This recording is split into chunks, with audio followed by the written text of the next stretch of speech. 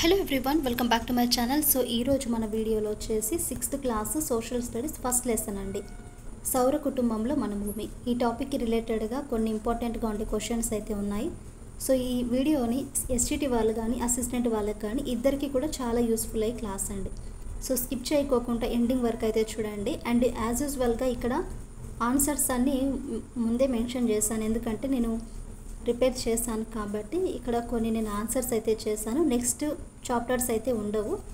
And ఈ book వచ్చేసి చాలా డేస్ బ్యాక్ అయితే తీసుకున్నాను. సో వాటిని యూజ్ చేస్తూ ఓన్లీ ఈ ఒక్క బుక్ మాత్రమే ఉంది.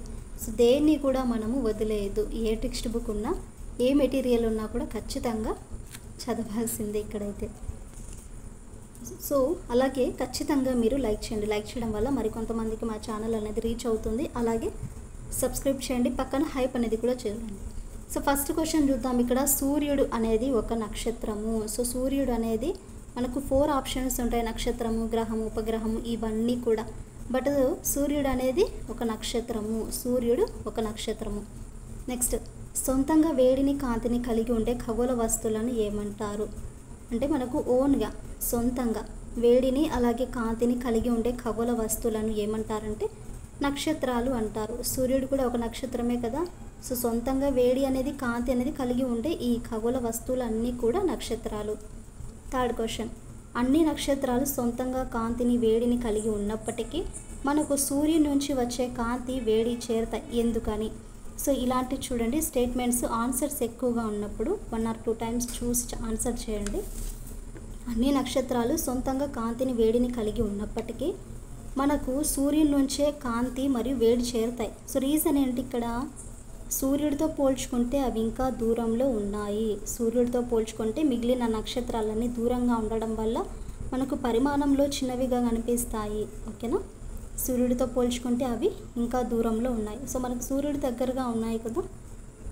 నెక్స్ట్ 4th క్వశ్చన్, సొంతంగా వేడిని కాంతిని కలిగి ఉండని ఖగోళ వస్తువులకు ఉదాహరణ. చూడండి ఇక్కడేమో మనము సొంతంగా వేడిని ఉండేదానికి కాకుండా సొంతంగా వేడిని కాంతిని కలిగి ఉండని ఖగోళ వస్తువులకి ఎగ్జాంపుల్స్ వచ్చేసి భూమి, చంద్రుడు, ఉల్కలు, ఇవన్నీ కూడా సొంతంగా వేడి కాంతి అనేవి కలిగి ఉండవు. 5th క్వశ్చన్, భూమికి దగ్గరగా ఉన్న నక్షత్రము. సో భూమికి దగ్గరగా ఉన్న నక్షత్రం ఏంటి? సూర్యుడే కదా. సో సూర్యుడి వల్ల మనకు కాంతి అనేది ఎక్కువగా ఉంటుంది, వేడి అనేది కూడా అలాగే ఎక్కువగా ఉంటుంది. కాబట్టి సూర్యుడికి దగ్గరగా ఉన్న భూమికి దగ్గరగా ఉన్న నక్షత్రము సూర్యుడు. భూమికి దగ్గరగా ఉన్న నక్షత్రము సూర్యుడు. 6th క్వశ్చన్, చంద్రుడు ఒక అనేది మనకు ఉపగ్రహం అండి. సో చంద్రుడు అనేది గ్రహం కాదు, ఉపగ్రహము. నెక్స్ట్ 7th క్వశ్చన్, సరైన ప్రతిపాదనను గుర్తించండి. 7th క్వశ్చన్, సరైన ప్రతిపాదనను గుర్తించండి. సో స్టేట్మెంట్స్ చూడండి 1 or 2 times. నక్షత్ర రాశులను అవి కనిపించే ఆకారాన్ని బట్టి వివిధ జంతువుల, వస్తువుల, జీవుల పేర్లను పెట్టారు. సో ఇక్కడ కనిపించేది ఆన్సర్ మనకు కరెక్ట్ అండి. అంటే వాటి యొక్క ఆకారాలు ఉంటాయి కదా. సో ఆకారాలను బట్టి కూడా మనం జంతువులు కానీ, లేకుంటే ఏదైనా వస్తువుల గురించి కానీ, లేకుంటే ఏదైనా జీవుల పేర్లను అయితే పెట్టారు. మనకు అలానే 7 నక్షత్రాలు కన్నా ఉంటే దాన్ని సప్తర్షి, ఇలా పేర్లు అయితే పెడతారు కదా అండి. సో మనం ఆకాశంలో చూసినప్పుడు కూడా అలాగే నక్షత్ర రాశులను అవి కనిపించే ఆకారాన్ని బట్టి వివిధ జంతువుల, వస్తువుల, జీవుల పేర్లను పెట్టారు. సో ఇది మనకు సరైన ప్రతిపాదన. Next 8th question, Ursa major అనేది ఒక నక్షత్ర రాశి. Big bear. ఉర్సా మేజర్ అనేది ఒక నక్షత్ర రాశి. 9th క్వశ్చన్, ఆకాశంలో ఎప్పుడు ఒకే స్థితిలో ఉండే నక్షత్రము. ఆకాశంలో ఎప్పుడు ఒకే స్థితిలో ఉండే నక్షత్రం ఏంటంటే మనకు ధ్రువ నక్షత్రము. సో ఆన్సర్ వచ్చేసి ధ్రువ నక్షత్రము. ఎప్పుడు ఒకే స్థితిలో ఉండే నక్షత్రమే ధ్రువ నక్షత్రము. క్వశ్చన్ నెంబర్ 10, సూర్యునికి సంబంధించి తప్పుగా ఇవ్వబడిన ప్రతిపాదనను గుర్తించండి. సో సూర్యునికి సంబంధించి తప్పుగా ఇవ్వబడిన ప్రతిపాదన. సో సూర్యుని చుట్టూ ఉండే గ్రహాలు సూర్యునికి వేడిని, కాంతిని అందిస్తాయి. సో ఈ స్టేట్మెంట్ అనేది రైటా రాంగా అంటే అబ్సల్యూట్లీ రాంగ్ అండి.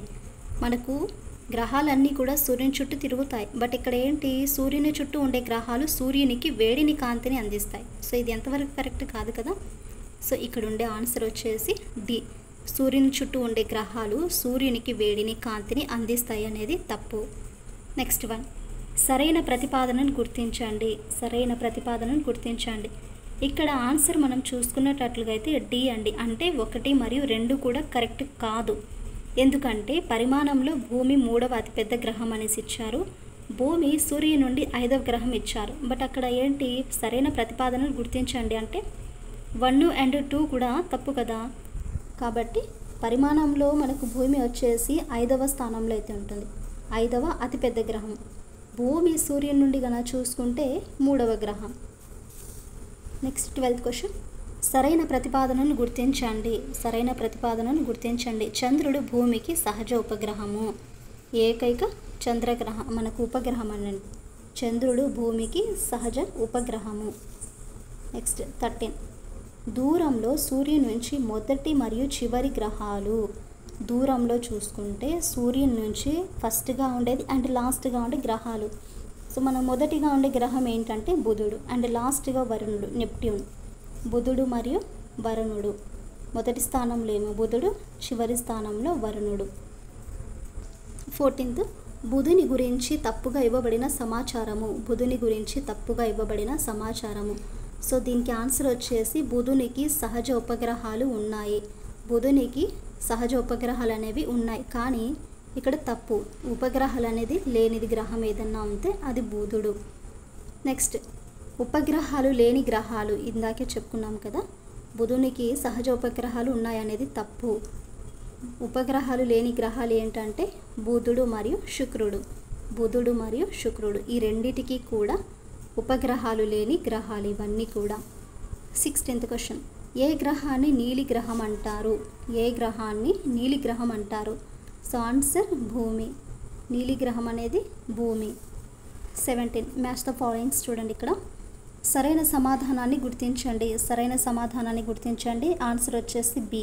బి మీన్స్ 1 వచ్చేసి బి అండి. ఉల్కలు వచ్చేసి సూర్యుని చుట్టూ తిరిగే చిన్న రాళ్ళు. అండ్ 2 వచ్చేసి సి. భూమికి దగ్గరగా ఉన్న నక్షత్రము సూర్యుడు. భూమి అనేది సౌర కుటుంబంలో ఒక భాగము. మానవ నిర్మిత ఉపగ్రహం వచ్చేసి మంగళయాన్. సో చంద్రయాన్ ఉంది కదా, అలాగే మంగళయాన్. నెక్స్ట్ సరైన ప్రతిపాదనను గుర్తించండి. సరైన ప్రతిపాదనను గుర్తించండి. ఆన్సర్ వచ్చేసి సి. సి అంటే 1 మరియు 2 సరైనవి. ధ్రువ నక్షత్రం అనేది ఉత్తర దిక్కును సూచిస్తుంది.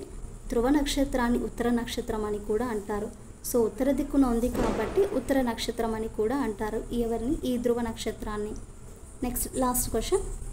ధ్రువ నక్షత్రము దిశను చూపుతుంది. ఇక్కడే మనం చెప్పుకున్నాం కదా ఉత్తర దిక్కును చూపిస్తుందని. సో ధ్రువ నక్షత్రం అనేది ఉత్తర దిశను చూపుతుంది. సో ఇదండి సౌర కుటుంబంలో మన భూమి అనే చాప్టర్ నుండి 19 వరకు క్వశ్చన్స్ అయితే చూసాము. అండ్ ఈ టాపిక్ నెక్స్ట్ రిమైనింగ్ ఉండే టాపిక్స్ కూడా మ్యాక్సిమం కంప్లీట్ చేయడానికి అయితే ట్రై చేస్తాను. ఐ హోప్ మీకు ఈ వీడియోలో ప్రతి క్వశ్చన్ కూడా యూస్ అయిందనేసి అనుకుంటున్నానండి. అలాగే మీకు నచ్చినట్లుగా అయితే మన ఛానల్ని లైక్ చేయండి, షేర్ చేయండి, అలాగే సబ్స్క్రైబ్ చేయడం మాత్రం మర్చిపోకండి.